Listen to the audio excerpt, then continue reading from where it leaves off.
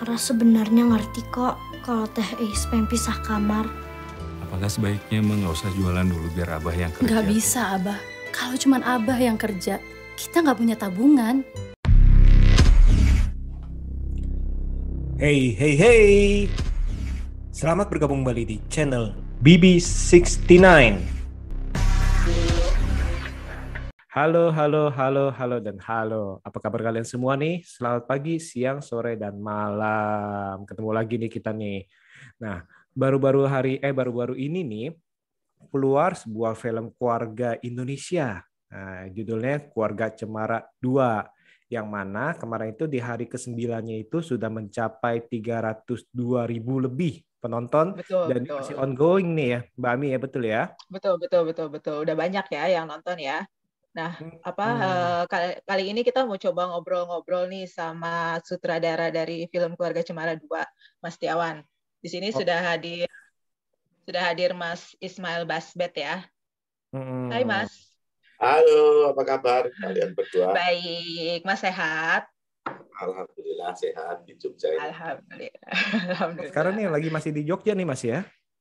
Saya tinggal memang di Jogja sama anak istri ya, ke Jakarta kalau ada perlu aja. Oke, saya pikir itu maksudnya lagi muter-muter lagi kan, dari kemarin kan kayak muter-muter terus nih. Ya, tapi saya nyegat yang di Jogja ini aja, ada beberapa nobar apa gitu, jadi nggak keluar kota lah. Jadi bisa sama anak-anak. Handle lumayan sih ya. anak-anak, bisa sekalian main mereka. Betul. Ini keren nih Mas, sudah hari ke-9 nih udah 300 lebih ya. 300.000 lebih. Ya. 300.000 lebih nih, dan sekarang kan masih ongoing nih, masih terus nih. Oh ya Mas, kita mau ngobrol-ngobrol mengenai sedikit mengenai Keluarga Cemara 2 nih. Boleh tahu gak nih Mas, kira-kira nih bagaimana sih kok bisa terlibat di dalam pembuatan film Keluarga Cemara 2 ini? Iya, waktu itu kebetulan kan pandemi ya, di 2 tahun lalu pandemi. Saya di rumah lagi nulis buku-buku yang nanti mungkin akhir tahun inilah atau mungkin 2 bulan lagi terbit, betul ya, itu juga terhalang pandemi. Tapi saya nulis buku karena kan nggak mungkin bisa syuting gitu ya. Saya menulis buku cerita gitu, untuk nantinya menjadi buku, terus menulis lagu, mainan yang bisa dilakukan sendirian dan di dalam rumah supaya merawat akal dan nalar aja gitu loh, tetap bisa. Cuman karena selama ini saya secara ekonomi gitu sebagai sutradara itu sudah berkarir gitu, artinya kan saya nggak punya pekerjaan lain selain membuat film ya, baik dengan perusahaan orang lain atau dengan institusi-institusi saya sendiri ya. Film itu sudah main pendapatan saya dari situlah. Jadi ketika pandemi kan nggak bisa ngapa-ngapain gitu kan, apalagi waktu itu banyak larangan untuk nggak syuting apalagi anak-anak musik itu kan nggak bisa konser apa. Jadi saya fokus sama hal-hal yang bisa kulakukan sendiri. Nah, waktu itu istri saya kan jualan roti Mariam. Ya saya ngomong ke dia, gini aja deh, kamu yang sekarang mimpin. Biasanya kan kalau strateginya di kami kan aku yang nyari duit gede gitu kan, karena film kan bayarannya gede tapi lama. Nah, istriku yang nyari duit kecil tapi cepat. Jadi ya strategi rumah tangga aja lah gitu loh. Maka tiba-tiba apa yang jadi bagiannya istriku ini tiba-tiba jadi utama. Jadi ya udah, aku yang penting bisa ngopi, bisa punya uang untuk yang aku perlu pribadi gitu, dan aku bisa menulis ya. Jadi setiap malam aku menulis, kegiatannya gitu.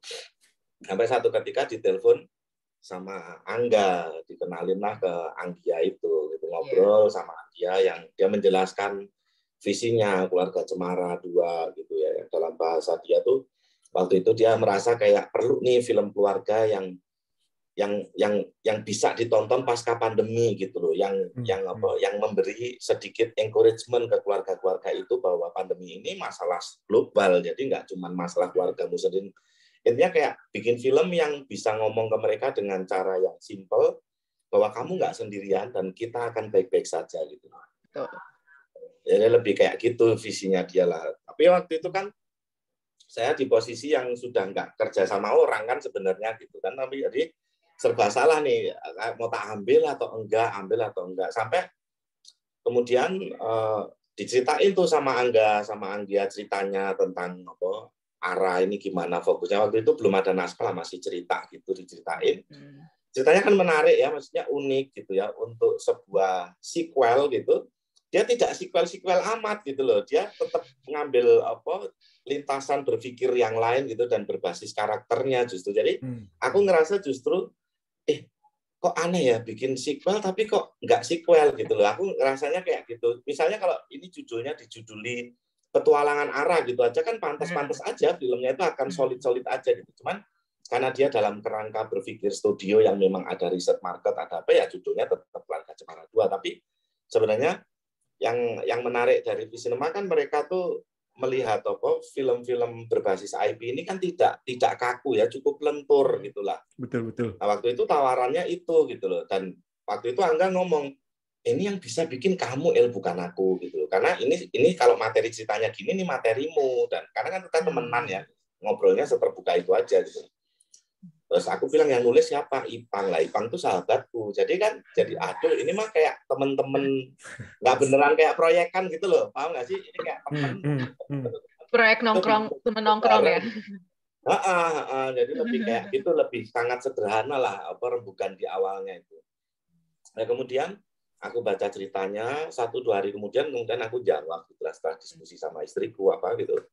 Aku jawab ya, ayo aku ngerasa terpanggil karena memang aku bilang sama Anda, aku kan aktif di dunia independen juga ya, kawan-kawan tahu aku bikin film-film independenku sendiri dengan cerita-ceritaku sendiri gitu. Aku tuh ngerjain film-film studio itu cuman satu syaratku yang pertama gitu loh, harus terpanggil sama ceritanya. Kalau ceritanya aku nggak ngerasa penting, aku yang bikin, ntar gimana aku meyakinkan penonton kalau ini penting untuk mereka kan gitu loh.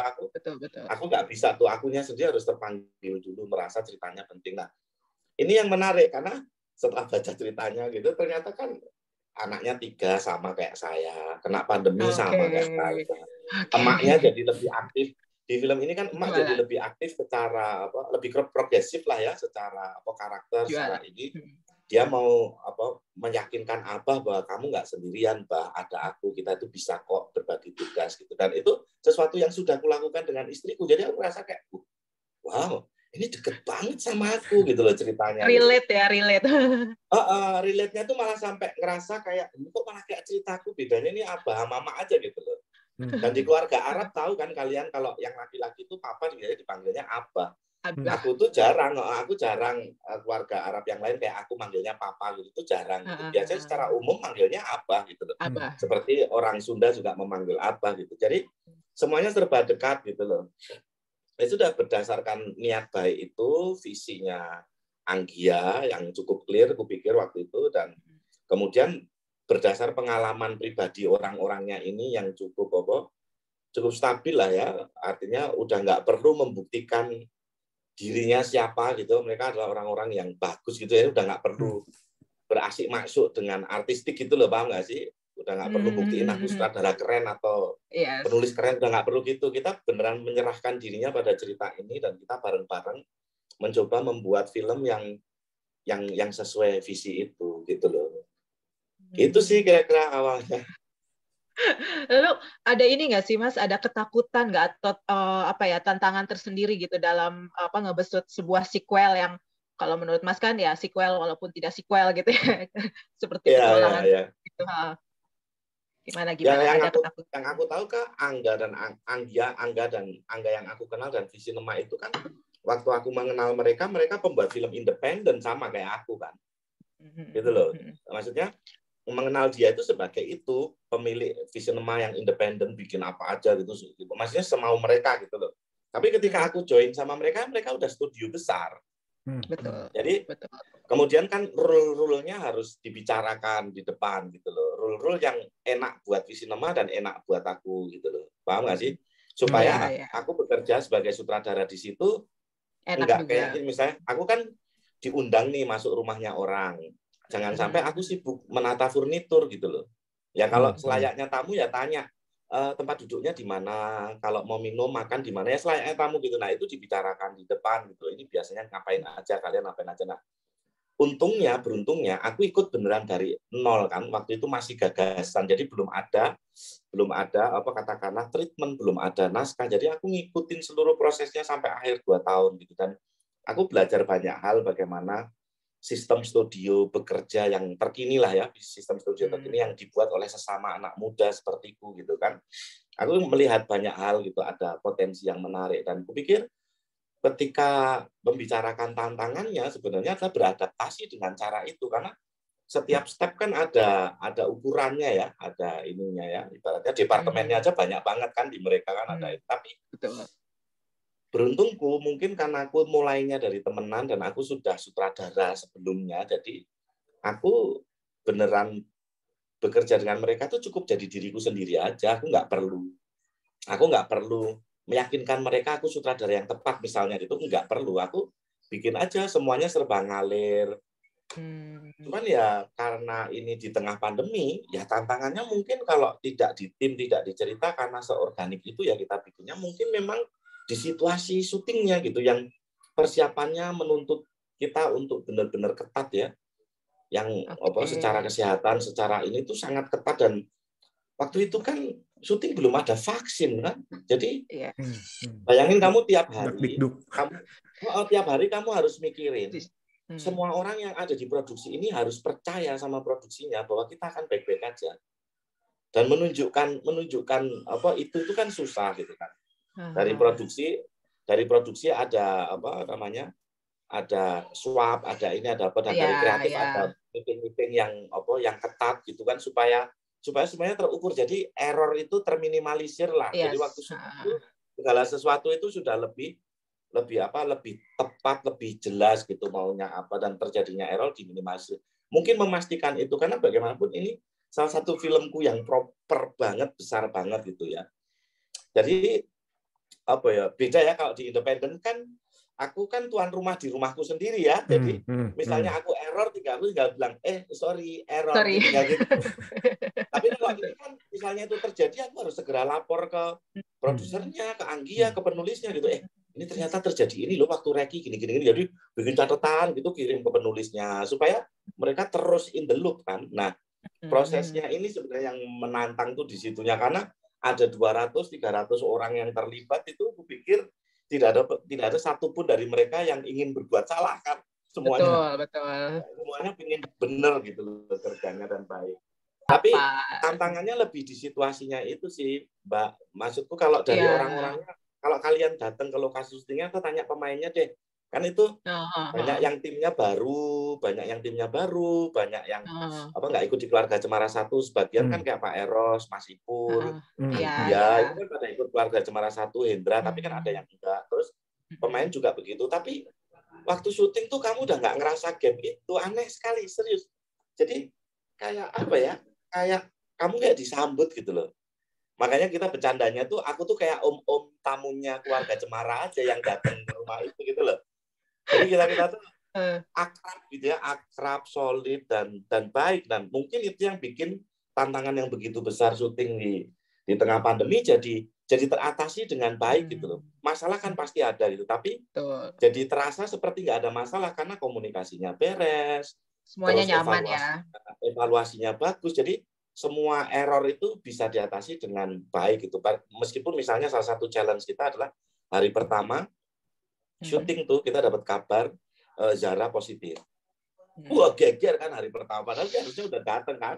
Gimana nih akhirnya ditunda-tunda. Waktu itu aku langsung bilang sama kawan-kawan, gini aja Anggia, kamu handle masalah ini karena memang ini masalah yang akan mempengaruhi jadwal-jadwal kita selanjutnya. Tapi kan aku sama Pak Yadi itu bisa mikirin hari ini kan tetap harus syuting. Jadi betul. Jangan ikut pusing soal ini Pak, ini urusannya P, Astradanya sama Anggia dan Novia, kita bagi tugas saja. Kita pastiin hari ini berjalan dengan bagus, nanti kita kelar, pasti mereka udah tahu solusinya mau ngapain. Jadi setenang itu, syuting aja kita ada syuting gitu, relax. Jadi pemain yang lain, kru yang lain tuh nggak tahu kalau ada masalah itu, sampai ketemu solusinya baru kita panggil. Oke, ini tadi ada masalah gini, solusinya begini. Nanti mempengaruhi ke depannya begini ya gitu loh. Jadi menarik sekali lah, sangat kolaboratif, sangat nyaman. Dan aku senang karena ini syutingku yang paling jauh ya, biasanya kan aku syuting di Jogja aja, ini di Bogor dan lama kan. Aku 3 bulan nggak pulang, nggak ketemu anak istriku, dan aku merasa pulang syuting ini aku memang kehilangan waktu dengan anak istriku, tapi aku betul-betul merasa punya teman dan keluarga baru gitu. Jadi aku seperti nggak kehilangan apapun. Itu tahun berapa ya Mas syutingnya? 2020 apa 2020 aku 2021? akhir, 2021 awal pas syuting. Oh, I see. Tapi persiapannya udah dari November kalau nggak salah. November. Gitu sih. Menarik. Jadi kayak anehnya apa yang kita kalau nanti misalnya ada sesuatu terjadi itu prinsip kita para chief-nya itu sampai nyosok kita bikin film keluarga, tapi kita nggak mempercayai dan melakukan apa yang kita jual ke penonton kan aneh. Betul. Kita juga bisa dong melakukannya gitu. Dan itu terasa nyaman sekali sih. Rezekinya banyak film itu, rezekinya banyak. Iya, amin. Jadi seolah-olah jadi paman jauh yang baru datang dari Jogja. Terasa gitu. Karena kan dari ada Jogja ke Bogor. Gendong Agil itu setelah berhari-hari ngerayu dia nggak mau tuh. Itu iya Agil ya. Toilet, mereka pada foto-foto, terus aku langsung bilang, Gil, ini ya gendong aku ya, gendong seret gitu langsung difoto ya, itu fotonya gitu. Itu dia mau ya sekali itu dok. Habis itu nggak mau lagi. Sama press screening ya waktu press screening kemarin dia mau lagi di pangku aku. Dia nggak mau sama aku jual mahal. Lucu emang Nilo tuh. Jadi dia mau deket-deketan aku, tapi dia nggak mau kalau tak gendong apa itu dia nggak mau. Jadi memang dia punya juga bagus juga Agilnya itu. Jadi sama stranger tuh enggak. Dia percaya sampai nyentuh gitu tuh dia hati-hati banget. Itu bagus sekali untuk seorang bayi ngerti itu kan bagus. Betul. Waktu itu soalnya pernah juga gitu. Agil mau foto nggak sama aku? Enggak. Foto deh bentar. Enggak katanya. Lucu. Itu menarik ya, itu didikan orang tuanya mungkin ya memang apa bagus gitu loh Mas ya. Jadi anak tahu cara menjaga diri dengan caranya dia sendiri gitu. Betul.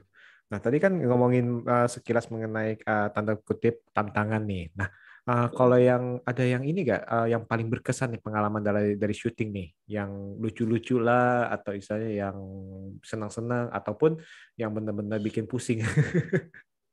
Kalau yang paling berkesan mungkin Ara sih. Kan mungkin Ara sama Agil sih. Sama Agil. Aku kan nggak pernah ya bikin film ada anak-anaknya. Biasanya tuh film anak-anakku misalnya kayak Setan Siang Bolong itu kan bukan film anak-anakmu jelas. Itu anak-anak tapi bukan film anak-anak. Film, betul. Anak-anak di dalam film, bukan film anak-anak. Bukan film yang kayak gini yang memang ramah ya ditonton anak. Ramah anak ya. Ibunya gitu. Bahkan ketika kakeknya yang nganterin tuh kakeknya masih akan ya tak deh nonton nemenin kamu masih bisa lah nyambung ada sesuatu. Aku yang takjub sama Ara sama Agil sih. Kalau Ara, mungkin kalian sendiri setelah menonton filmnya menyadari kenapa aku takjub ya. Spektrum actingnya tuh luas sekali, seperti orang dewasa. Jadi mengarahkan dia itu bukan gampang ya, mengarahkan dia itu jadi challenging. Karena kalau itu salah treatment dikit dengan tinggi badannya dia, itu dia jadi terasa orang dewasa, bukan anak-anak lagi. Ya nggak? Karena tingginya kan, pengambilan gambar betul. Iya. Dan setiap ada adegan Ara tuh aku selalu waspada tuh, karena aktingnya spektrumnya luas sekali. Nah ini menjadikannya dia terasa anak-anak, tapi nggak boleh terasa sepele itu susah itu. Itu yang paling challenging. Tapi bakat akting seluar biasa itu ya aku bilang juga ke bapak ibunya itu kan berkah ya dari Gusti Allah ya. Aku pikir kalau orang tuanya suportif terus kita rekan-rekan kerjanya suportif, ke depan dia akan tumbuh luar biasa sekali gitu loh. Dia akan semangat belajarnya tinggi, mendengarkan arahan tuh clear gitu loh. Dia aktor gitu. Kamu nggak seperti bicara dengan anak-anak. Kalau sama apa kan aku seperti ngomong sama orang dewasa aja, mereka udah tahu mau ngapain kan. Betul. Kadang-kala kalau aku tersesat di jalan gitu, aku tanya ke mereka, kalau Ois mungkin nggak sih gini? Kalau menurutmu mungkin nggak? Kan kamu yang lebih tahu Ois daripada aku. Kamu udah 2 kali loh. Gimana? Kalau ini mungkin nggak? Aku tuh bisa nanya gitu karena memang mereka mengenal itu. Tapi kan Ara di KC1 sama Ara di KC2 kan beda banget. Betul beda. Agil itu juga nggak ada di KC1. Jadi di situ agak challenging. Nah, kalau di kasus Agil itu karena masih kecil sekali kan. Jadi bercandanya kita waktu syuting pokoknya semua orang di sini ngikut aturan, yang nggak ngikut aturan cuma Agil sama Ayam Neon dan aku bebas. Jadi Ada misalnya sini, harusnya dialognya abah sama emak udah reading, udah apa, udah nyiapin, itu harusnya Agil tuh posisinya tidur. Nah, ketika mau take kan udah harus ditidurin dulu di base camp kan, udah ditidurin, dikirim nih. Ya atas persoalan teknis waktu itu kelamaan Agil nunggunya, paham nggak? Bangun. Masih tidur nih sampai lokasi syuting, begitu ditaruh di set, bangun loh dia. Aduh gimana nih? Dia udah bangun. Nah, kan anak kecil kalau bangun kan penuh tenaga, dia semangat, dia seneng, udah di tengah set itu kan dia rame kan. Lah kan adegannya jadi nggak bisa. Akhirnya ya abah sama emak yang pusing itu yang dialog di filmnya ngomongin apa enggak sebaiknya diikutin aja maunya Ara itu. Iya. Nah itu beneran ya, bukan disuruh. Waktu itu udah pada bingung atau gimana, atau Agilnya kita take-nya pisah-pisah atau gimana. Aku bilang udah kalau Agil bebas. Ini kan emak ngadepin Agil yang rewel, ini mumpung dia semangat gini, ini kan sesuai sama premisnya emak. Malah bagus, dia nggak tidur-tidur mulu. Ini Agil kesempatannya dia tampil mumpung ruangannya kecil kan. Ya udah itu syutingnya. Itu kayak kita dokumenteran gitu, dipanjangin dulu terus ke arah Agil. Lah tuh mereka dialog cuman buat kayak kenapa terus kita bikin karti itu Kak Mak sendiri, Kak Abah sendiri, ada beberapa cut itu pasti bagian kata Mama nggak ada Agilnya. Jadi suaranya clear, jadi disambung. Jadi kamu ngerasa nonton seolah-olah Agilnya memang ada. Agil ada, ya. Ada masternya di mana mereka bertiga itu ada di situ dan ngobrol. Tapi kan bayangkan itu untuk Abah sama Emak, omong-omongan serius itu dan dia lompat-lompat itu pasti menegangkan juga untuk mereka kan. Benar.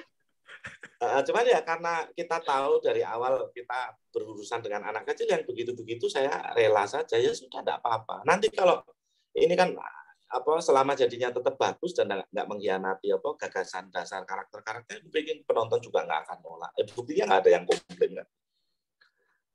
Gitu sih. Nah itu Agil itu sih. Kalau Ayam Neon, kalau kalian perhatiin kan itu sepanjang film ketakutan terus toh ayam itu. Betul. Itu kan sesuatu yang kamu kadang nggak tega ya nggak sih? Padahal tiap 2-3 jam tuh kita ganti Ayam Neon tuh ganti masuk ganti gitu loh. Tapi kan tetap aja itu ruangan yang asing kan. Jadi kelihatan takut apa. Untuk filmnya itu terasa bagus, tapi buatku kadang nggak tega. Berisik banget gitu. Itu menarik Ayam Neon itu rezeki juga. Kita percaya Agil bisa tertangkap dengan baik, Ayam Neon tertangkap dengan baik itu rezeki juga. Tapi ada dosa kita juga di balik Ayam Neon itu ibaratnya gitu. Karena kan kita tahu dia ketakutan sebenarnya. Betul. Tapi yang pas adegannya Abah, tapi pas adegannya Abah berhasil tuh kita bikin dia tidur kan. Ayam Neonnya berhasil tenang, Aranya tidur, ya nggak? Betul. Aranya tidur, dianya ikut tidur di itu kan tenang tuh. Terus dianya pas Abah ambil itu juga tenang kan, nggak berisik kan? Tapi kan banyak yang berisik dia ketakutan, piep gitu banyak juga. Iya. Nah itulah yang kesulitannya itu. Kita maksimal mungkin, tapi handling binatang sekecil itu bahkan belum bisa dilatih kan itu binatang itu challenge-nya luar biasa ya. Ya alhamdulillah terbaiklah itu yang bisa kita kasih ke kalian. Tapi kita tahu mungkin kalau itu binatangnya agak sedikit lebih besar mungkin beda ceritanya gitu, lebih tahu. Itu kan piyek lah ibaratnya, pitik kan ngomongnya orang Jawa piyek itu masih kecil, malah lebih kecil dari piyek malahan. Gitu ya, 3 hal itu sih yang menurutku challenge sekaligus berkahnya daripada Keluarga Cemara 2 yang untukku maksudnya sangat berkesan ya. Kan tadi pertanyaan berkesan, yang sangat berkesan itu 3 itu karena aku bikin film untuk pertama kalinya dari kakek-kakek sampai bayi bahkan hewan ada pemainnya dan itu handlingnya kan sendiri-sendiri kan itu dan aku bersyukur mungkin karena aku sudah punya anak juga, aku anaknya 3 juga, jadi gelora mudanya mungkin sudah lebih kurang, jadi masih muda kok Mas, yang baru ada pandemi, jadi kamu secara mental kayak aku kayak lebih siap gitu loh ngadepin ini tuh kayak lebih siap secara mental ya. Makanya alhamdulillah lancar-lancar aja syutingnya gitu sih. Oke. Ini menarik ya Mbak Ami ya, soalnya dalam arti saya sendiri pun pas nonton nih mikir, aduh ini challenging banget nih, mana ayamnya kecil gini istilahnya. Kalau aku sih ke Agil ya sih terutama sih. Supaya nggak stres. Nah, terus habis Iya. betul sama si Agilnya kan kita tahu nih anak kecil nih kan ya kadang-kadang kan ya kita tahu lah tantrum segala macam ataupun ya tadi itu menjaga suasana. Habis itu kan yang beberapa dakannya tadi yang Mas bilang kan yang lompat-lompat, saya bilang waduh ini nih apa beneran dia lagi beneran ya terserah lompat-lompat terserah atau emang disuruh ya udah sekarang kamu suruh lompat ya ternyata itu tadi itu Mas bilang ya udah lakukan aja apa yang dia lakukan. Tapi kan itu juga basicku kan aku di dokumenter lama dan aku editor kan lama. Jadi melihat kayak gitu tenang-tenang aja ya, dikerjain aja gitu. Yang penting itu ukurannya secara gagasan nggak salah, terus kita setelah take tuh tetap ngerasa feels good gitu loh. Kita feels good dan pemain-pemainnya ngerasa feels good is okay kan. Kadang untuk beberapa yang terlalu challenging gitu ya, aku nanya ke mereka, aku sih ngerasa udah jos nih. Udah nyos, tapi kamu gimana? Kamu ngerasa gimana? Kamu ngerasa nyos nggak ini? Atau jangan-jangan kamu ngerasa belum gitu? Kan aku tanya kadang gitu. Itu kayak gitu tuh didiskusiin. Jadi asik sih beneran kayak temenan sama segitu banyaknya orang ngobrol aja gitu. Benar-benar kayak keluarga jadinya akhirnya ya. Iya. Bedanya cuman kita tiap hari tetap harus syuting, tapi kita bisa buat syuting jadi playful gitu loh dan akhirnya ngerasa aman. Betul.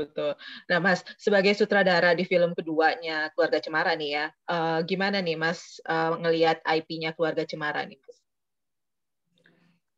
Kalau IP itu sebenarnya nggak terlalu menggangguku, karena aku kan orang yang secara prinsipil itu tidak percaya pada film festival, film komersil, film independen, film industri, film art, atau itulah di seluruh dikotomi film itu sebenarnya kan penting untuk para peneliti dan akademia.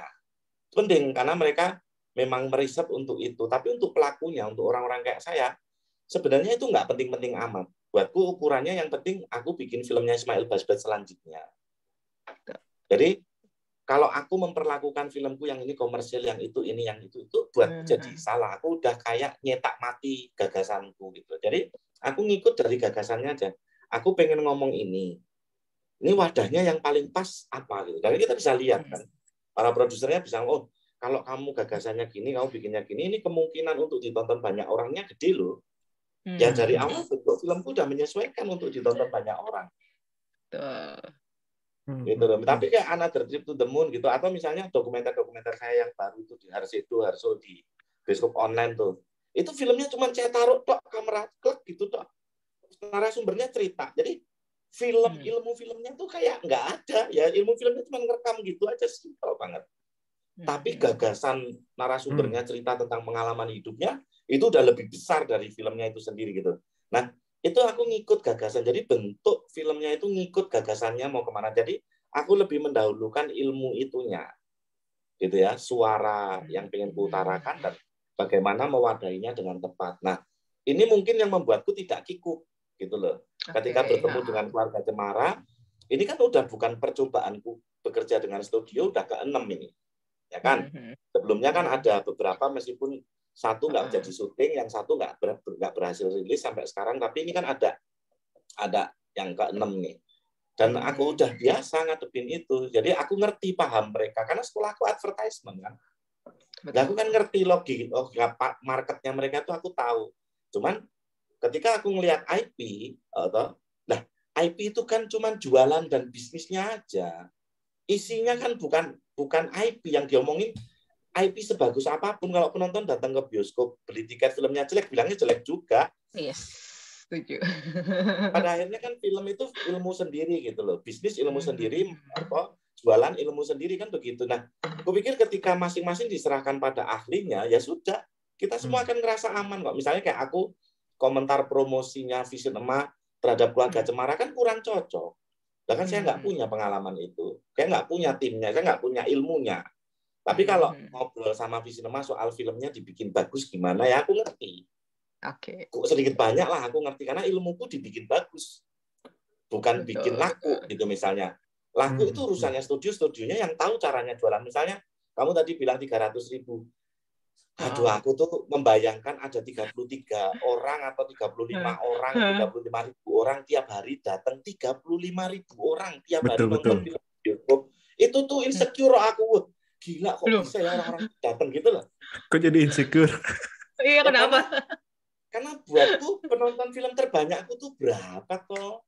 Oke. Jadi tantangan tersendiri untuk next filmnya ya. Aku nggak pernah ngelihat penonton kayak gini, dan aku datang ke nobar-nobarnya kan, minta foto sama aku, terima kasih.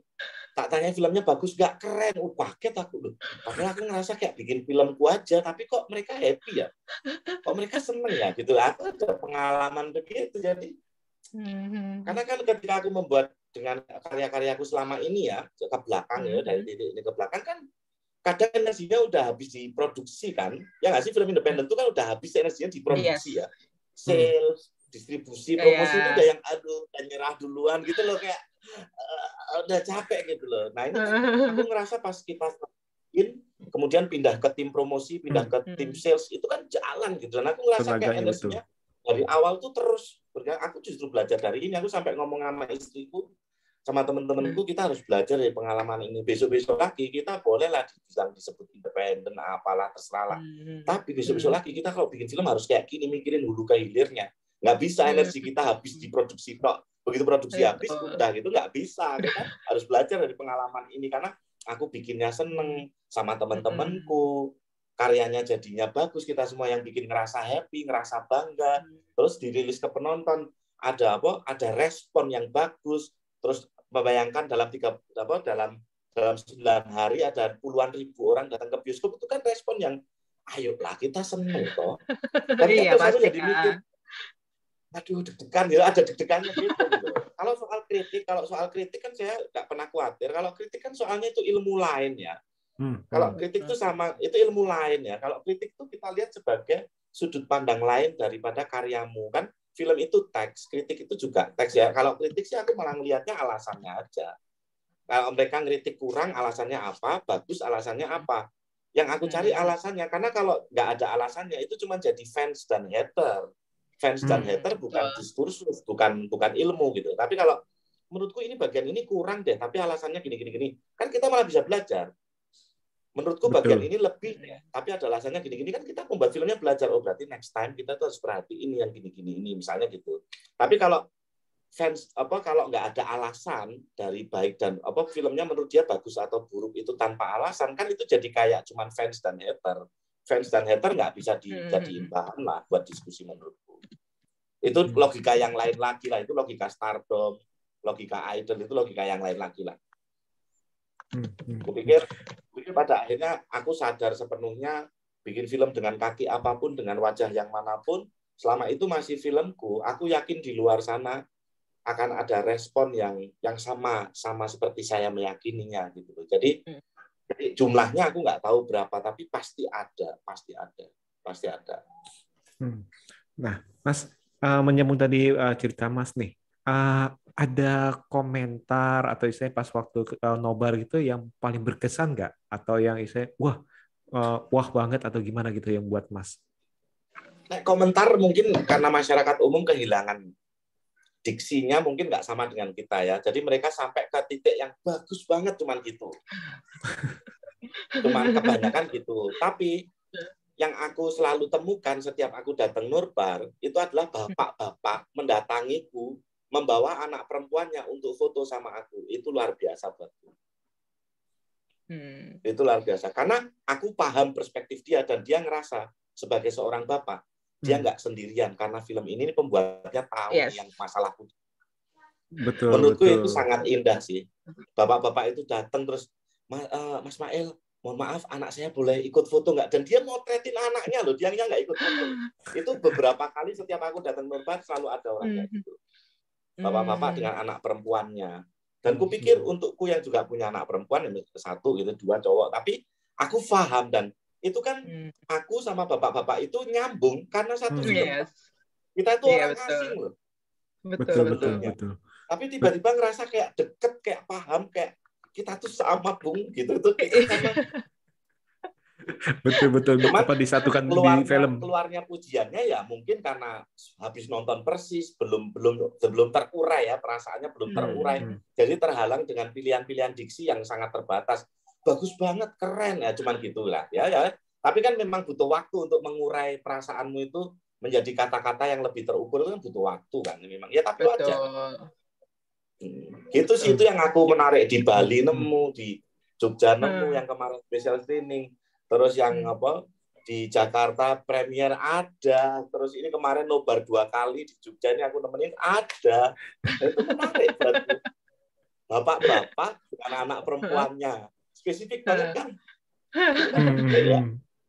Iya, karena dia bilang I feel you gitu.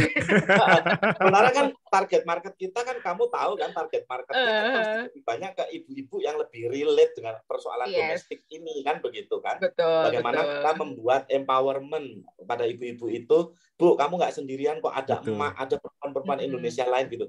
Yang kita nggak nyangka banyak bapak-bapak yang merasa begitu juga, dan menurutku itu menarik sekali. Ya, kan? Jadi melihat potret sendiri ya Mas ya, nah, sebagai bapak-bapak yang pernah ngalamin. Bener, jadi kayak ketemu teman tapi nggak omong-omongan, paham nggak, Bung? Biasa kalau laki-laki gitu. Dia nonton film, tapi kita klik gitu loh, kayak klik gitu, kita paham nih satu sama lain gitu loh. Biasanya para pria gitu ya. Tapi diem-dieman, padahal sebenarnya sama perasaannya.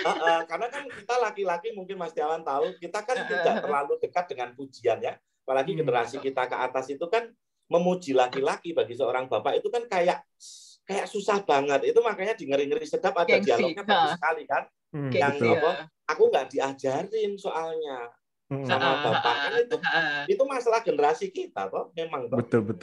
Betul. Dan itu menarik sekali. Jadi kita sering berkomunikasi dalam diam gitu loh sesama laki-laki tuh. Kayak, apalagi untuk hal-hal yang urusannya sentimental apa gitu. Mungkin ada beberapa orang terdidik untuk itu, tapi saya termasuk yang lama untuk akhirnya bisa membicarakan itu dengan terus terang dan santai. Dan itu mungkin karena aku ada di bidang seni ya. Di seni kan kejujuran jadi penting. Jadi ukuran yang konkret ya, mungkin gitu. Jadi aku terselamatkan karena berhubungan dengan seni. Gitu sih. Okay. Tapi ya paham lah itu pasti janganlah. Ngerti kok. Kita sama kalau kita mah lebih dekat ngomong sama ibu-ibu, lebih cepat kita ngomong. Sama cowok muji itu susah banget rasanya. Betul. Itu persoalan generasi. Gengsi soalnya. Aduh, ibu-ibu jangan ngomporin dong. Ada banyak sekali hal lah. Betul. Oke. Aduh. Nah, ini kita kembali lagi nih ke IP nih. Kira-kira kalau menurut Mas ini nih, Mas Basbet ini, kira-kira ini untuk IP Keluarga Cemara ini elemen-elemen pentingnya apa nih? Kalau menurutku value-nya itu sama loh kayak dari Keluarga Cemaranya yang Arswendo. Arswendo kan sebenarnya bayangkan di zaman itu gitu ya, di zaman itu kan Orde Baru itu kan punya program keluarga berencana atau keluarga yang ideal menurut mereka tuh bagaimana. Betul. Kan 2 orang itu. Arswendo itu bikin anaknya 3 loh, radikal banget itu. Iya. Populer loh, kamu jangan lupa itu. Sementara padahal harus 2 ya. Elemennya pohon cemara. Pohon cemara kan pohon di segala musim dan bisa tumbuh dimanapun. Betul. Itu sebenarnya karyanya sangat politikal di satu sisi, tapi yang kita salut dari seorang Arswendo adalah dia membicarakannya dengan cara-cara yang sederhana dan sehari-hari sekali tentang manusia, tentang siapa kita, kamu, aku itu sama, kita sama-sama punya perasaan, kita sama-sama punya ini. Jadi kedekatan itu yang membuat tayangan itu waktu itu populer ya. Kita tuh bisa kok dengan cara-cara jujur dan sederhana, nggak harus serba mewah, serba wah gitu tuh nggak harus gitu. Dan Arswendo sampai akhir hayatnya sepertinya bersetia dengan gagasan itu juga. Buktinya dia selalu ngomong itu kan, Anggia yang sering ulang-ulang itu bersyukur tanpa tidur. Itu omongannya Arswendo kan. Jadi sepertinya dia tidak menyesali gagasan yang dia tanamkan di Keluarga Cemara itu sendiri, dan itu tetap diyakini dia sampai akhir gitu loh. Dan gue pikir kita sebagai generasi selanjutnya nggak boleh mengkhianati gagasan itunya. Nggak harus jadi politikal, mudah nggak, Bung? Kan politikal itu juga nggak harus jadi film gerakan gitu loh, Bung. Betul. Statement itu juga dari hal-hal sederhana itu semuanya bisa politis gitu. Tapi kemudian bagaimana kita berbicara dalam kapasitas yang sama seperti Arswendo. Nggak usah sok-sokan sama ilmumu, nggak usah sok-sokan kamu membuat film. Kamu datang mendekati cerita-cerita ini sebagai sesama manusia. Nah, di kasusku, aku sebagai orang tua sudah sedikit lebih progresif daripada abah dan emak. Ya, aku tinggal nuntut mereka ke arah yang aku sudah hidup itu. Aku kan membantu temanku sendiri itu sebenarnya, begitu loh. Makanya ketika di kemudian hari ditawari seriesnya, ya aku tertarik aja, tak kerjain udah syuting. Meskipun kayaknya ya udahlah 2 itu aja biar nanti ada refreshment lagi gitu ya. Kalau aku terus kan jadi nggak lucu juga. Tapi paham toh, aku aneh sama Keluarga Cemara itu kok kayak deket banget gitu. Terasa sangat manusiawi sekali nggak sih? Aku merasa sebenarnya at the end of the day, di luar selera kita, di luar ilmu yang kita pakai, di luar gagasan kita tentang bentuk filmnya, yang kita lihat adalah manusia-manusia yang ada betul-betul di sekitarmu sendiri. Dan ini yang sedikit banyak membuatmu yakin bahwa jika seorang abah dan emak mampu melakukan progresi, ya, mampu belajar bersama anaknya, kenapa kita tidak? Betul. Kan gitu kan, penonton jadi bisa berdialog dengan dirinya sendiri, dan aku juga menempatkan diri sebagai pembuat film juga begitu. Oh, abah sama emak aja bisa belajar, maksud aku enggak. Ya aku harus bisa tuh. Mereka tuh orang yang kejatuhan tangga terus kan udah jatuh ketimpa tangga gitu. Kan itu sesuatu yang rumit ya. Dan kupikir tentu sajalah ini fiksi, ya kan? Ini karya fiksi. Keluarga seideal abah emak itu mungkin nggak banyak gitu. Tapi karena ini fiksi, kenapa nggak kita manfaatkan gagasan yang sangat fiktif ini kemudian didekatkan dengan cara-cara yang mendekati realitas langsung. Makanya bentuk frame size-nya kalau kalian perhatiin kan tak bikin 16:9 kan, nggak 2:35 lah. Tapi 1:85, jadi lebih flat. Harapanku kalau dengan demikian kita bikinnya sekali ditonton bioskop enak, tapi nanti kalau ini ternyata nilainya perlu masuk OTT, masuk apa, itu dia tidak akan terlalu distorsi dengan yang nonton di bioskop. Pengalaman sinematiknya gitu loh. Itu termasuk size shot. Kalau kalian perhatiin kan banyak shot-shot yang tanggung. Close up banget enggak, lebar banget enggak. Kalian mesti perhatiin model lah itu.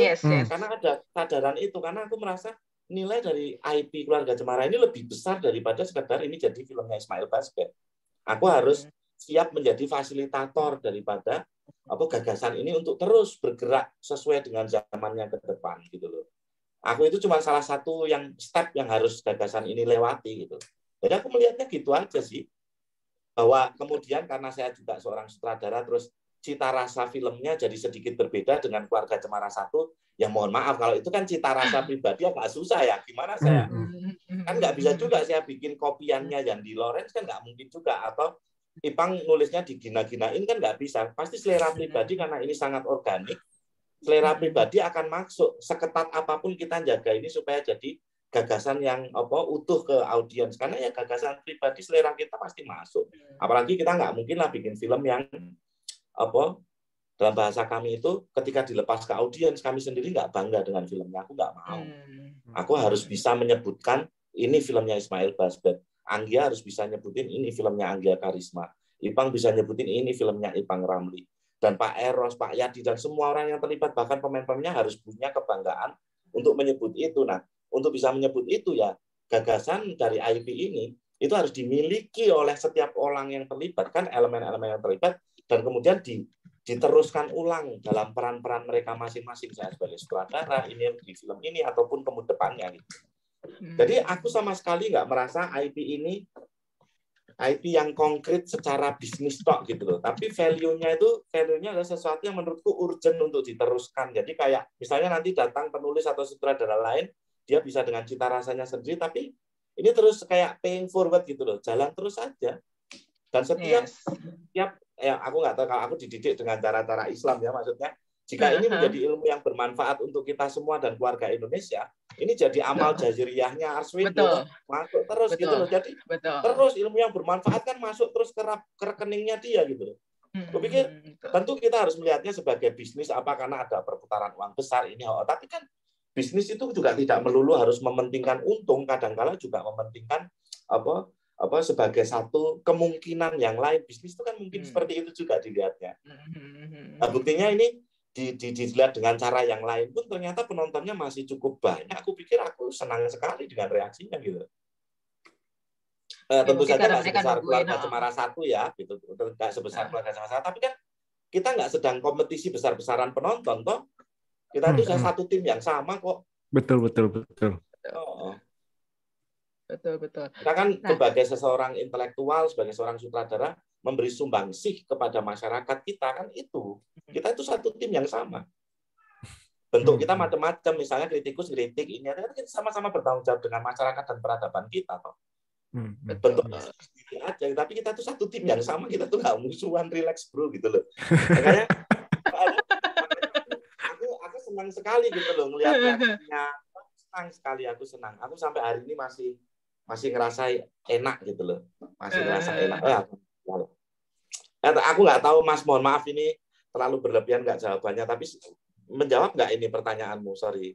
Menjawab. Justru senang dalam arti kan itu kan dari pemikiran dari Mas Basbet segala macam. Tadi itu juga sempat ngomong kan mengenai shot-shotnya itu adalah menggambarkan dirinya Mas juga nih, karena seperti itu, karena emang keren sih dalam arti dari shot-shotnya bisa kita lihat ya dalam arti. Terus habis itu dari tadi itu ya yang pasti itu kan rasa kepemilikan dari istilahnya dari para pemain, para kru, bahkan istilahnya sampai sekecil-kecilnya kita ngomong ya, dari yang terbesar sampai yang sekecil-kecilnya itu harus tetap ada ya Mas ya, yang tadi Mas bilang itu sebagai istilahnya kebanggaan, kepemilikan. Nah, tanda kutip kan seperti itu ya. Karena menurutku kalau pertanyaanmu di IP tadi, menurutku keluarga Cemara ini sendiri sudah melewati Orde Baru, survive sampai zaman kita loh. Mungkin ini akan survive 30-50 tahun lagi. Amin. Kita karena kan udah nggak ada. Relate. Karena istilahnya ya ini pun akan mungkin yang kisah dengan mengenai keluarga ya pasti ya selalu ada dan selalu istilahnya bisa relate terhadap semua, baik itu anak, baik itu orang tua, baik itu tetangga, teman, kita ngomongin teman kerja segala macam. Itu kayak film Saya Mencari Hilal kan juga bagus, maksudnya itu dalam cara melihat yang lain waktu itu juga cukup populer dibicarakan karena urusan keluarganya dekat apa gitu. Tapi kalau yang terkini misalnya Ngeri-Ngeri Sedap itu kan menarik sekali toh. Nah aku kok melihatnya itu sangat lokal, Batak gitu, tapi juga punya relate yang bagus gitu loh dengan kita. Artinya keluarga Cemara ini punya chance yang sangat luas jika dia kemudian ditafsir dengan cara-cara yang sama tulusnya. Seperti Arswendo menyikapi. Aku pikir gitu sih. Betul. Film Batak bukan hanya untuk orang Batak ya. Kalau kita ngomong Ngeri-Ngeri Sedap itu. Karena selama ini kan kita kayak dikecilin gitu kan. Itu menarik sekali. Nah, Mas, kalau dilihat kan keluarga Cemara 2 ini kan ingin ngeliatin pertumbuhannya si Ara ya atau Cemara gitu ya. Nah, sebagai sutradara, Mas pengen gimana nih ngeliatin ke penonton mengenai pertumbuhan si Ara ini, Mas? Nah, kalau saya kan perhatiin dari keluarga Cemara 1 ya, ataupun di siri-sirisnya itu, Ara itu kan orang polos yang punya pengaruh besar bagaimana keluarga itu merasakan sesuatu. Keluarga ini serius misalnya terhadap sesuatu gitu, Ara itu bisa celetuk itu enak banget gitu. Persis yang dia omongin Denny.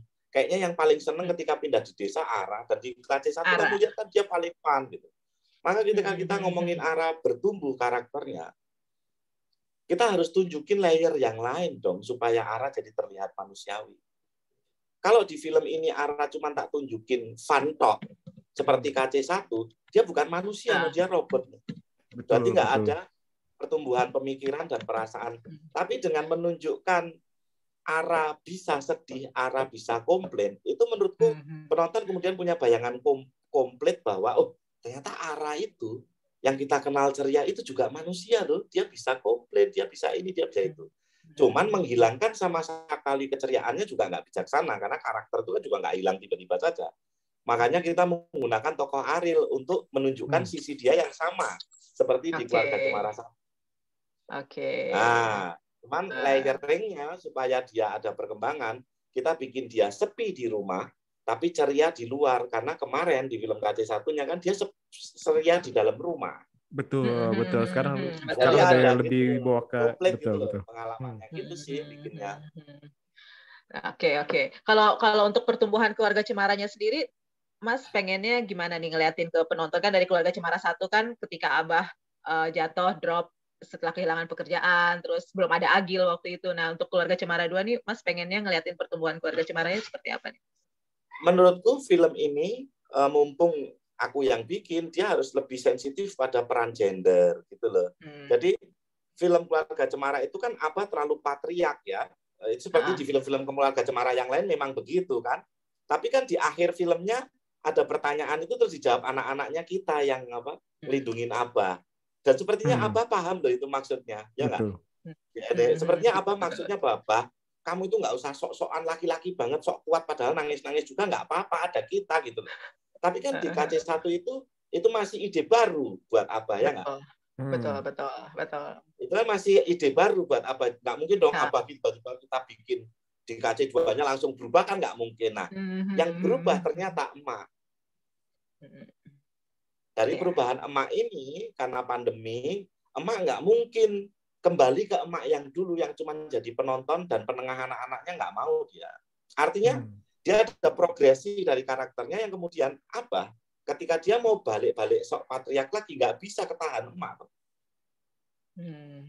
Kan Abah pengen balik lagi. Kan dulu juga emak nggak kerja. Sama Abah aja ini penting apa? Itu kan itu insting kan, instingnya Abah kan itu. Nggak salah, Abah nggak dosa gitu. Karena kita dari awal dididik juga dulu-dulunya patriark juga, kita nggak sensitif gender juga gitu kok. Karena komunitas berpikir kita kan memang kayak gitu. Ini kan sesuatu yang kita keep on learning and unlearning kan gitu. Nah, Abah kan perlu belajar juga. Jadi wajar kalau Abah ngomong dialog itu. Nggak bisalah dia ujuk-ujuk berubah gitu. Tapi kemudian emak memenangkan argumen itu dengan cara yang sangat elegan. Dia nggak nyerang Abah. Dia nggak menyelesaikan dialognya, ya kan? Tapi dia langsung mengarahkannya pada tugas Abah, ya nggak? Betul. Ya udah, kamu kerja aja. Pekerjaan baru ini ternyata belum selesai buatmu, ya kamu fokus di situ dulu, anak-anak urusanku. Buktinya setelah itu ya nggak, dia ke Ais, ke Arah, di situ melamar, besoknya dia kembali rutinitas lagi. Jadi emak lah yang terus bergejolak karena dia tahu betul apa membutuhkan dia. Emak tuh cinta mati itu sama Abah tuh kayaknya. Betul. Jadi ke backup Abah terus dia, dia ke backup Abah. Dari perubahannya dia ini, dari kekuatannya emak ini, kemudian Abah belajar ada caranya ternyata untuk nerusin gagasan yang udah ditanam di KC1 akhir itu, dan kemudian digugat oleh Arah di sini. Ada caranya ternyata menjadi laki-laki yang sensitif gender itu adalah dengan bekerja sama. Berarti untuk bisa bekerja sama, orang harus bisa ngaku dulu. Kalau salah bisa ngaku salah, enggak. Kalau salah aja dia harus ditunjukin kamu salah gini-gini kan bahaya. Buktinya emak mencoba nggak bisa toh ditunjukin gini-gini kan nggak mudeng-mudeng. Apa harus menemukan jawabannya sendiri. Makanya di kandang ayam tuh tak bikin duduk supaya pas endingnya ketemu Arah duduk itu penonton udah lihat visualnya bapak-bapak ini menurunkan tingginya untuk anaknya. Dan itu dia menurunkan tingginya untuk ilmu, untuk ide yang baru. Jadi ketika kita lihat untuk kedua kalinya Abah menurunkan posisi dirinya sejajar, udah nggak kaget.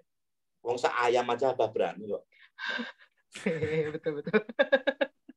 Jadi itu menguatnya emak ini, tokoh emak ini kemudian mempengaruhi lintasan keseluruhannya, termasuk Ais kan. Ais kemudian berani bilang sama emaknya kan. Betul. Mulai akhirnya Ais juga akhirnya jujur sama emaknya kan, mau bercerita. Tadinya kan nggak mau ya. Nggak mau kan, akhirnya dia meluk emaknya gitu kan. Itu berarti tanda kalau aku siap mak pakai caramu, aku yang akan cerita. Berarti kan Ais paham bahwa segala hal yang dia lakukan memang ada resikonya.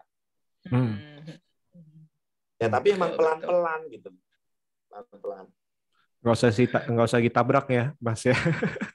Karena kalau ditabrak egonya bisa berantem. Tabrak orang nggak marah-marah toh, kita nggak bisa. Apalagi aku membayangkan penontonnya ini kan segala umur toh.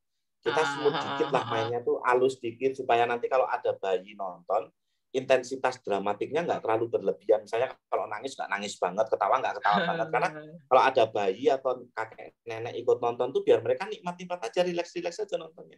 Nggak terasa berat sama sekali. Nggak kaget itu. Tapi kalau film mengharu biru misalnya dibuat terlalu mengharu biru atau terlalu dramatik, bertengkarnya sampai teriak-teriak gitu misalnya, kan orang nanti fokusnya sama setiap scene yang puncak-puncak itu dok kan. Tapi dengan relax ini tuh kayak apa istilahnya? Kemarin aku baca di Twitter itu slice of life. Film slice of life. Tapi benar sih. Kalau aku kan menyebutnya realis gitu loh. Realis itu kan sedikit ini karya fiksi yang meminjam unsur-unsur yang biasanya dekat sama kita. Nah, aku nyebutnya gitu aja. Tapi slice of life itu ternyata di komik ada, di film juga ada tuh. Aku iya deh, ini maksudnya slice of life. Kayak sepotong cuplikan dari hidup itu sendiri kan ya bagus juga. Betul-betul. Dan dimana nampak potongan itu kan kalau dalam kehidupan nyata kan nggak perlu yang dramatisir. Misalnya kalau lagi marah melotot, terus habis itu ngomong Zoom dalam in, zoom out. hati gitu ya. Betul. Nggak usah yang dramatisir gitu. Oke. Ini menarik nih. Oke, Mas, mau nanya nih. Sebenarnya apa sih yang ingin disampaikan melalui film Keluarga Cemara ini? Aku secara pribadi, kalau gagasan story-nya kan kalian udah tahu ya, tetap ya kalau nilainya Arswendo, Keluarga Cemara yang orang hidup jujur dan sederhana itu tetap kita bawa. Tapi kemudian Ipang punya story argumennya itu kan bahasanya dia itu ada persoalan janji, terus kemudian menjadi pergerakan langsung dari konflik dan masalahnya. Tapi kalau saya melihat Ayam ini sebagai ide-ide baru, gitu loh. Ayam ini sebenarnya gagasannya adalah simbol daripada sebuah ide baru. Oke. Ayam itu buat Ara adalah temannya yang butuh didatengin, dianterin pulang dan menemukan keluarganya. Itu Ayam Neon atau Ara yang butuh ketemu keluarganya? Pertanyaan jadi gitu. Nah, itu dia tuh. Iya. Emak, ayam goreng adalah solusi dari bisnis opaknya yang nggak laku. Untuk Abah, peternakan adalah ayam. Solusi dari pekerjaannya dia. Betul. Untuk Ais atau ayam itu sesuatu yang dia takutin, bener nggak? Iya. Dia takut sama ayam karena apa? Karena dia dan teman-temannya udah gini. Kalau tiba-tiba berubah lagi itu dia takut banget. Makanya dia takut ayam, dia takut sama ide baru. Makanya dikembalikan ke default setting dia pengen privacy. Karena dia sedang di remaja itu yang butuh ruang, butuh ini, butuh itu gitu. Dia lagi happy sama teman-temannya lah gitu loh. Lagi cinta-cintaan, lagi gitu kan, cinta-cinta monyet gitulah. Tapi kan itu juga haknya dia kan, itu kan haknya dia dan nggak apa-apa gitu. Makanya Ais takut sama ayam gitu. Kalau yang lainnya kan enggak. Abah pusing sama ayam. Pusingnya sama ayam tuh ayam di peternakan yang mati terus atau ayamnya Ara yang dia pusingin yang mana coba? Ayamnya Ara. Ya kan sebenarnya paham nggak? Ini saling berkelindan terus. Abah tuh nggak bisa menghindar dari ayam. Emak juga ayam. Ara ayam. Ayam. Ada ayam goreng. Nah, ayam itu adalah metafor. Menurutku gagasan daripada gagasannya adalah simbol daripada ide baru gitu loh. Ketika satu anggota keluarga menerima satu ide baru, itu akan menular ke seluruh anggota keluarganya yang lain. Meskipun tampilan fisiknya bisa berbeda-beda, tapi itu semuanya sama-sama ayam. Karena tampilan fisiknya di tiap tokoh-tokoh itu bisa berbeda karena masing-masing tokoh punya sejarah hidupnya masing-masing kan begitu dan masalahnya masing-masing. Nah, ayam ini adalah refleksi daripada persoalan-persoalan itu yang tidak bisa teruraikan secara visual gitu. Misalnya kalau kamu perhatiin, Abah kan pakai lengan panjang terus toh. Nah, iya toh, berarti kan Abah tuh kelihatan udah selesai, sebenarnya belum toh. Oke. Ya nggak, Ais pakai lusin kardigan. Yes. Ais itu udah lebih relax ya gitu loh. Ara gitu ikatannya kencang. Dibanding waktu awal dia datang ke desa itu ya. Dia siap berpetualang, sementara keluarganya udah nggak siap menghadapi dia kan gitu. Betul. Jadi semuanya pikirkan elemennya tuh sampai ke sana gitu. Nah, ini kemudian bagaimana menampilkan ini yang semuanya serba unik, serba punya gagasan ini dari semua lininya, maka tampilan kameraku nggak boleh centil kan gitu. Kalau kameraku ikut centil, wah ini jadi film banget gitu loh. Karena setiap unsur di dalamnya udah kita atur nih mengirim kode-kode tertentu kan gitu kan. Secara visual. Makanya kalau kamu perhatiin gerakan kameraku tuh maju pelan gitu kan. Geser gini ya. Cuma gitu-gitu dok. Kameranya tuh gimana caranya? Kayak nggak di-lightingin gitu loh. Kayak geraknya dikit aja gitu. Itu karena Pak Yadi nyerap itu jadi sesuatu yang dekat gitu. Padahal sebenarnya itu kan fake. Itu kan kita bikin semua toh. Tapi pas kamu nonton adem ya, enak ya gitu. Padahal luar rumah kita punya pemandangan yang luar biasa besar. Mataharinya dikasih Tuhan kan, kadang hujan, kadang apa kan. Tapi Tuhan yang bikin pasti lebih bagus lah. Nah gimana nih menyetarakan visual di luar dengan visual di dalam rumah yang rumahnya cuma itu aja. Membuatnya tampak seperti setara secara visual itu rumit. Tapi aku pikir cukup berhasil lah itu Keluarga Cemara 2 ya. Secara visual nemu aja mainannya gitu. Betul. Jadi tentang apakah ini gagasan ini tentang ide baru bagaimana sebuah keluarga merespon munculnya ide baru yang diutarakan oleh salah satu anggota keluarganya. That's it. Maka satu ide baru itu mempengaruhi seluruh keluarga ini dan berdesak-desakan apa-apa mereka akan berubah semua. Karena ide baru itu akan ada di kepala kita terlepas kita bereaksi langsung atau tidak kan begitu. Nah, setelah sepanjang film kita coba lagi dites nih keluarga ini. Ya nggak? Kayaknya Ara bisa ngomong deh sama kambing. Lihat reaksinya. Lihat. Panik. Iya, terakhir ya. Masalah baru lagi. Jadi boleh makan nggak nih? Sekarang. Sebelumnya Abah tidak paham menghadapi ide-ide baru gimana. Sekarang setelah di meja makan itu, ketika Ara ngomong gitu langsung diam semuanya loh. Diam semuanya dan serius menganggap Ara tidak bercanda. Berarti seluruh anggota keluarga ini dan tokoh di film ini itu sudah belajar pentingnya menghadapi ide-ide baru seunik apapun dengan cara-cara yang tidak melukai tapi mengayomi. Betul. Jadi udah siap, saya udah mulai bisa mendengarkan juga nih ada ide-ide baru atau istilahnya permasalahan-permasalahan baru ya, Mas ya. Makanya mereka di akhir kan beneran langsung berhenti kan, tapi kita jangan terlalu detail, aku takutnya spoiler ntar sensor aja lah itu. Nggak apa-apa ngomong-ngomong aja atau gimana sih? Nggak apa-apa, kan udah pada nonton sih harusnya. Tapi itu menjawab ya Mas Tiawan ya. Kemarin kan setelah nonton itu kan aku nanya, kenapa sih harus ayam neon? Kenapa ayam gitu yang diambil sebagai hewan yang bisa sebagai arah kenapa bisa berbicara tuh pada ayam? Ternyata itu ya, maksudnya jadi menyambung dari semuanya, dari kerjaannya Abah, terus yang masak ayam goreng buat yang ada Agil, ada Salma itu kan, yang itu ternyata nyambungnya begitu ya soal si ayam neon itu ya. Saya nanya kenapa sih harus ayam neon, kenapa nggak binatang yang lain gitu. Kelinci kek atau apa kek gitu. Iya. Gitu. Kalau kelinci gimana ya, lucu juga ya. Iya kan. Tapi nanti buat jualannya susah, Bang. Waktu itu kan ide ayam ini kan dari Ipang ya, dari timnya Ipang kan. Waktu kita develop, kita garap, kemudian hewan-hewannya itu hewan-hewan yang memang diternak. Manusia kan bukan peternakan. Betul. Jadi kita kasih gratis gitu loh, makanya kambing, ayam kan gitu kan. Ayam. Ternak. Manusia itu in a way itu kayak hewan yang bisa memperbanyak dirinya juga. Tapi kan kita nggak ada peternakan manusia. Memang ada peternakan manusia? Jangan. Nggak ada, paham nggak maksudku? Nah, ini yang harus melihatnya dengan kacamata itu, jadi ngasih layer yang lain. Gitu. Makanya kenapa dipilihnya ayam ya. Betul. Untung bukan komodo ya. Kita siap nanti jadi bapak ibu, kita harus siap. Berarti ketika kita punya anak, itu bukan hanya seperti hewan yang beternak hewan gitu, punya anak gitu. Ketika punya anak kita harus siap waktu, tenaga, pikiran, emosi, semuanya harus siap. Jadi jumlahnya pun tidak harus sama. Ada yang merasa mampu satu, ada yang merasa mampu dua, nggak ada masalah. Karena dunia ini udah 6 miliar orang kok, nggak akan kurang anak kok, tenang aja. Betul. Kita juga udah banyak. Misalnya ada kawan-kawan kita yang ngerasa nggak mampu atau nggak mau punya anak juga nggak ada masalah. Nggak apa-apa, yes. Jadi bisa dengan ponaannya, dengan ini kan begitu. Betul. Artinya ketika kita datang sebagai ilmu, insya Allah dia tidak datang sebagai hukuman atau judgement. Dia datang sebagai solusi-solusi terkini.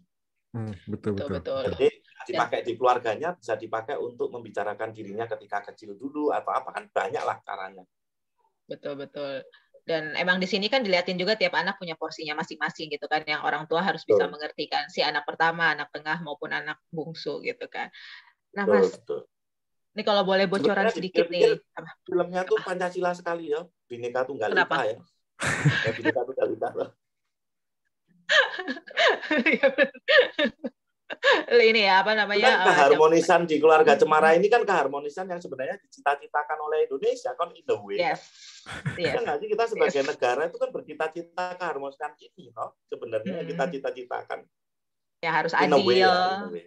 Ya harus adil.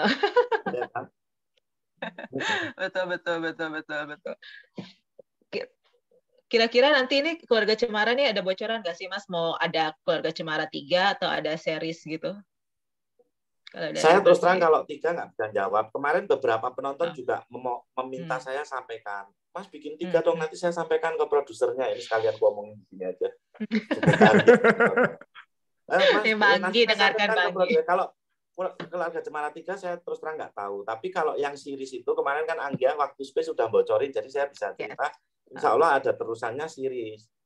Kita itu masih saya yang nyutradarain gitu loh. Penulisnya sama timnya Ipang juga yang skriptura. Tapi itu series itu game yang lain lagi lah. Sepertinya nanti aja itu ngobrol-ngobrolnya ya. Itu menarik. Iya, tapi Nanti kita undang lagi. udah ada yang jawab pada series nih, jadi wah. Syutingnya kena pandemi lagi, wah. Jadi luar biasa lah satu pengalaman. Biasa. Oke. Waduh. Jadi nanti kita siap-siap menerima serialnya nih ya, web series nih ya. Semoga ya, segera semoga. Amin. Ya, Harus soalnya segera. soalnya kan di Keluarga Cemara 2 kan banyak sekali karakter-karakter nih istilahnya dari teman-temannya Iis kan, terus habis itu belum lagi dari si Ara, nah yang nanti saya menuju saya anak kedua nih gimana nih saya sudah bisa permasalahan dengan Iis komunikasi ataupun dengan Agil, dengan Aba, dengan Emak. Nah si Aba yang mulai stabil secara istilahnya pekerjaan baru mulai stabil, terus si Emak juga tetap berinovasi untuk istilahnya dari opak jadi apa? Jadi ayam misalnya kan. Nah, kayak gitu ini kan sebenarnya kan karakternya udah mulai